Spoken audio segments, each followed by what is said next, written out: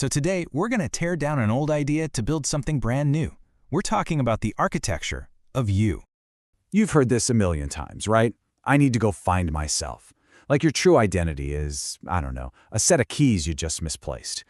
But what if that entire way of thinking is just wrong? What if the whole point isn't to search for something that's lost? All right, this is the central idea for today. The whole argument here is that yourself isn't some treasure you have to go find on a map. No, it's something you build. You construct it, brick by painful, intentional brick. And get this, you are both the architect and the construction project. Okay, so if we're architects, where do we start? Well, with the foundation, of course. I mean, you can't build a skyscraper on shaky ground, right? And in this model, the foundation is all about understanding the terrain of your own mind. And one of the best ways to do that, to really survey the land, it's through some really specific journaling methods. Now, this isn't just, Dear Diary. We're talking about journaling as a precision tool. And the first one we're going to look at is the Pennebaker Protocol. This one is for the real heavy lifting.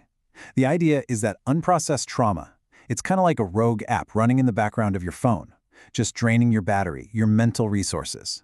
By writing it all out, you turn it into a story, a narrative, which actually helps your brain finally file it away properly.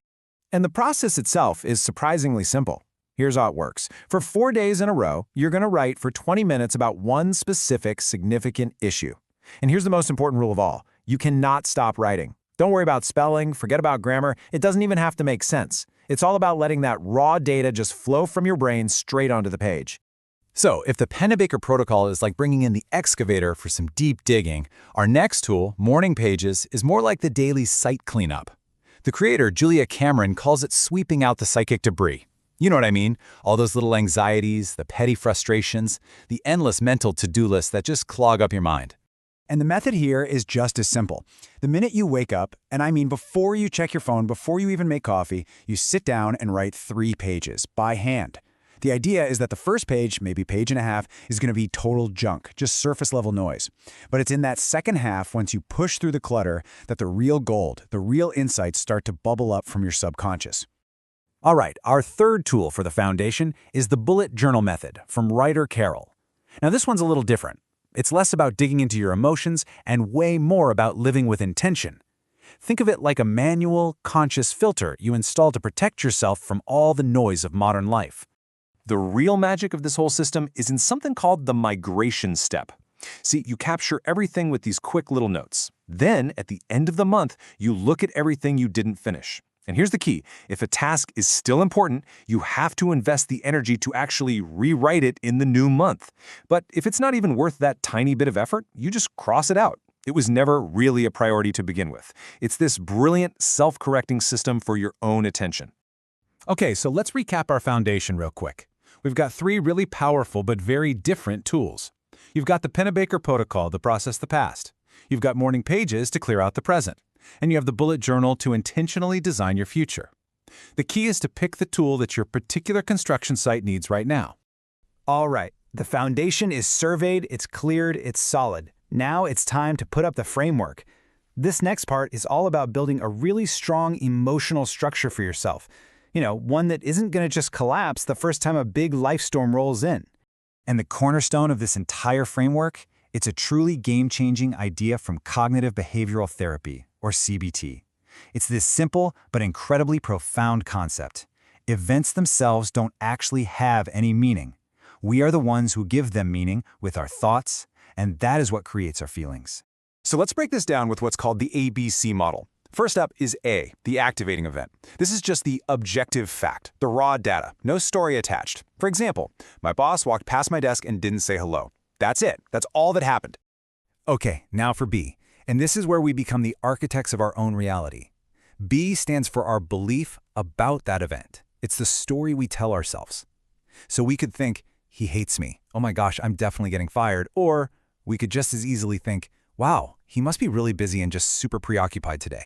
And that belief, that story, directly creates C, the consequence. That's our emotional and behavioral reaction. So you can see how that first belief, he hates me, leads to anxiety, maybe feeling withdrawn. But the second belief, he's busy, leads to a more neutral, maybe even empathetic feeling. The event outside was exactly the same. The internal experience, though, worlds apart. And this right here is the most empowering part of this whole idea. Look, you can't always control the A's in your life, right? The activating events just happen. But you always have the power to stop, examine, and change your B's, your beliefs. And when you do that, you get direct control over your C's, your emotional consequences. That's huge. But okay, sometimes we don't even know why we're feeling what we're feeling. That's where this technique, the 5 whys, comes in. It's like a simple drill to get to the root cause. Just look at this example. It starts with, I'm mad about the dishes. Okay, why? Because I'm tired. Why are you tired? Because I feel overworked. And why is that? Because I feel like I'm doing everything alone. One more why? Because I feel unsupported. Boom! That's the real issue. You're not mad about the dishes, you're feeling unsupported. And you can't fix the problem if you don't even know what it is.